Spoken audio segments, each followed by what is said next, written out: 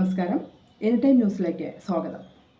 DGP Sheikh Darvesh സാഹിബിന്റെ ഭാര്യ S Farida ഫാത്തിമയുടെ പേരിലുള്ള ഭൂമി ക്രയവിക്രയം ചെയ്യുന്നത് തടഞ്ഞ് കോടതി. വിൽപ്പന കരാർ ലംഘിച്ചെന്ന കണ്ടെത്തലിലാണ് നെട്ടയത്തുള്ള 10 സെന്റ് ഭൂമി തിരുവനന്തപുരം അഡീഷണൽ കോടതി ജപ്തി ചെയ്തത്. വായ്പാ ബാധ്യതയുള്ള ഭൂമി വിൽക്കുന്നതിനായി കരാർ ഉണ്ടാക്കിയെന്ന പരാതിയിലാണ് നടപടി. തിരുവനന്തപുരം സ്വദേശി ഉമർ ഷെരീഫ് നൽകിയ പരാതിയിലാണ് ഉത്തരവ്.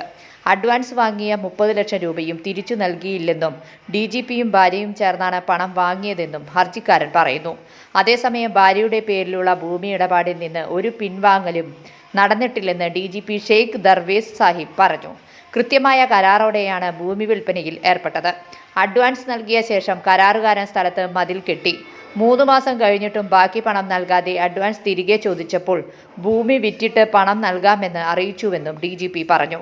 ഭൂമിക്ക് വായ്പ ഉണ്ടായിരുന്ന കാര്യം മുൻകൂട്ടി അറിയിച്ചിരുന്നു.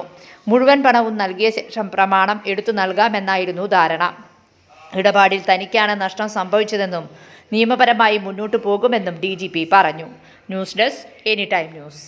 കൂടുതൽ വാർത്തകൾക്ക് ഞങ്ങളുടെ ചാനൽ സബ്സ്ക്രൈബ് ചെയ്യുക, ഫേസ്ബുക്ക് ഫോളോ ചെയ്യുക. വാർത്തകൾ വേഗത്തിലറിയാൻ എനിടൈം ന്യൂസ്.